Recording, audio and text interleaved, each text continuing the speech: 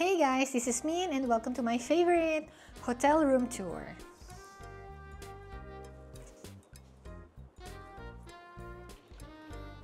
So at first, ito yung pinto. Ayan.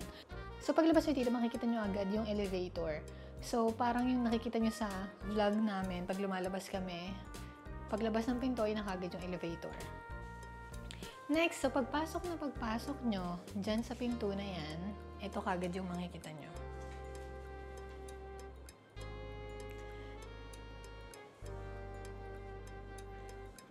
So, eto na yung buong paligid ng hotel room namin. Ayan. Of course, let's start sa left side. Hi!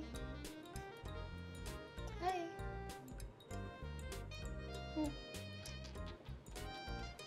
So, start sa left side. Meron silang vanity mirror with two lights.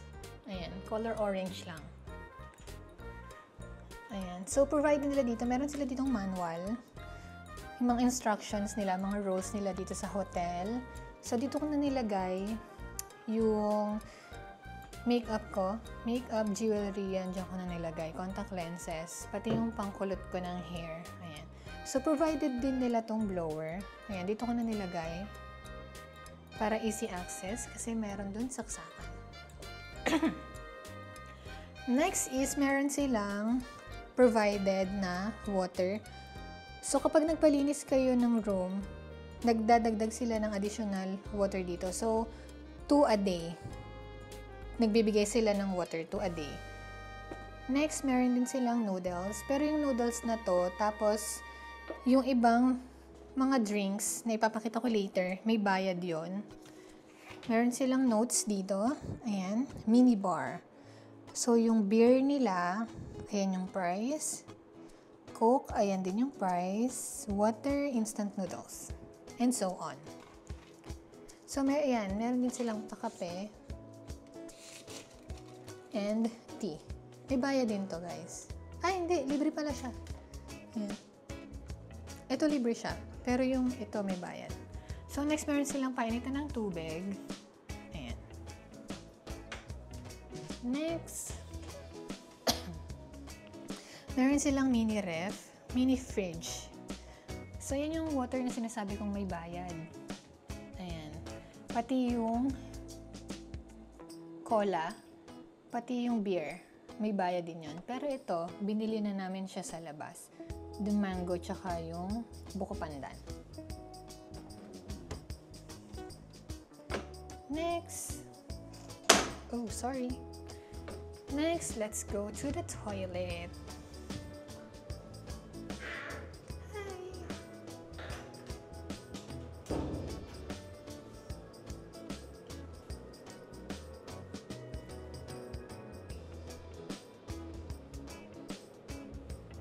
So, first things first, pagpasok nyo ng CR, ito yung pinto na pinasukan ko kanina. First things first, meron silang sobrang laking mirror. Ayan. Tapos, start tayo dito. Meron silang pa libreng toothbrush, suklay, panglinis ng tenga. So, kapag nagpalinis kayo ng room, mga Swissy, kapag nagpalinis kayo ng room, magdadagdag din sila niyan. So, it doesn't matter kung nagamit nyo siya or hindi, magdadagdag sila. Ayan. Tapos, meron din pala silang hair pony? I forgot. Cup. Hair cup. Ayan. Tapos, eto pala, dala ko na. So, ito yung galing sa Pinas nung umuwi ako the last time. Tapos, etong basin nila, sobrang tuwang-tuwa ako dito kasi, mga Swissy. Kapag naghuhugas kasi ako ng mukha, ano siya? So, pag naghuhugas kasi ako ng mukha, gusto ko medyo mababang ganyan. Tapos, ganun. Eh, kapag ka kasi sobrang baba, tumutulo na siya sa ganito ko. Pero ito kasi hindi. Tapos ito, dala ko na to lahat. Ito, dito rin siya. Pang toothbrush. Meron silang baso. Pag mag-brush kayo ng teeth, ayan. towel. Libre din nila. Next, meron silang toilet bowl. Ayan. Which is pretty decent, if I may say. Malinis siya for me. And then, meron silang sabon. Alam niyo na kung para saan yan.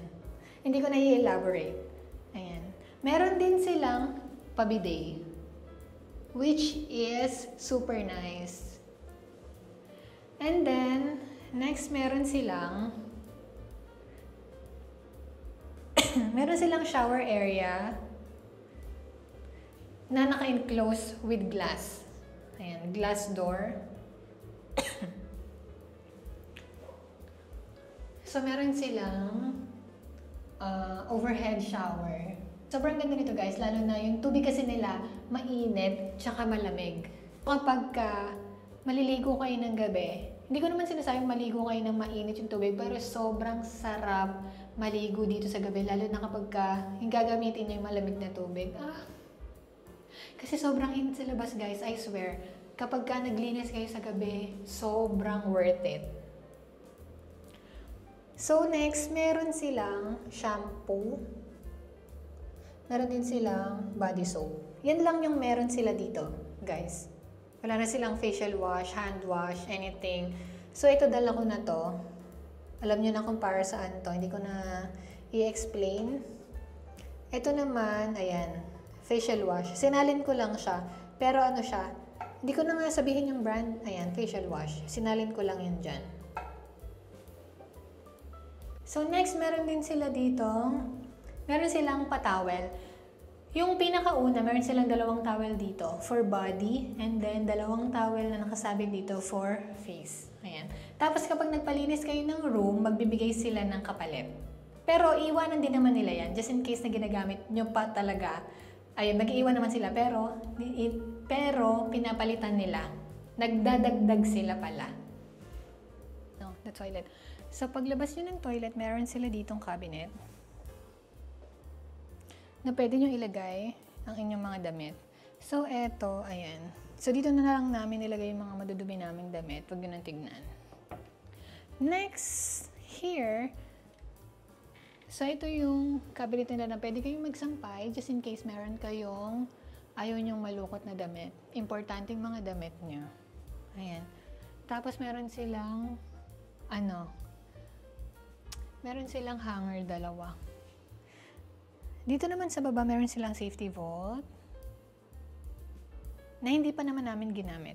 So, ito yung sinasabi ko, mga Swissy, na listahan just in case na gusto nyo magpalaba. Ayan yung price nila. Ayan.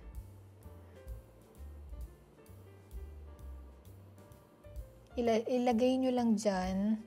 Ito yung listahan nila kung gusto nyo magpalaba. Yan, isulat nyo lang dyan kung ilang piraso. Tapos yung total. Ayan.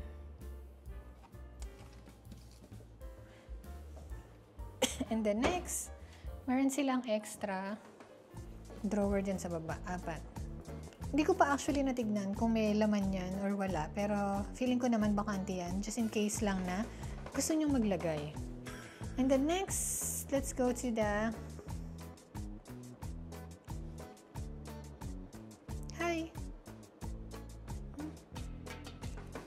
wow.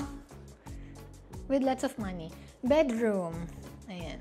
So, yung pinili namin, dalawang single bed. Kasi nung nagbubook ako, nung naghahanap ako ng hotel dito sa Ho Chi Minh, yung nakita kong iba na one single bed. Yung nakita ko kasi na queen size bed, parang hindi kami kasya. Kaya dalawang single bed na lang yung kinuha ko. Ayan. 2 single bed. And then, merong drawer dito sa gitna with lamp. Pwede rin kayong mag-charge doon. Meron ding charger doon sa kabila ng higaan. Diyan lang, katabing-katabi. And then, super nice accent wall.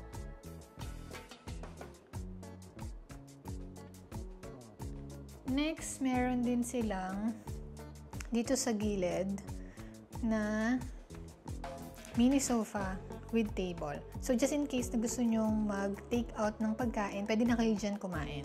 Ayan. Huwag lang yung maamoy. Kasi sabi nila, parang bawal yatang kumain dito sa hotel nung masyadong maamoy. Ayan. And then, last, meron silang television. So, that's all mga Swissy. Thank you for watching. Don't forget to like, share, and subscribe.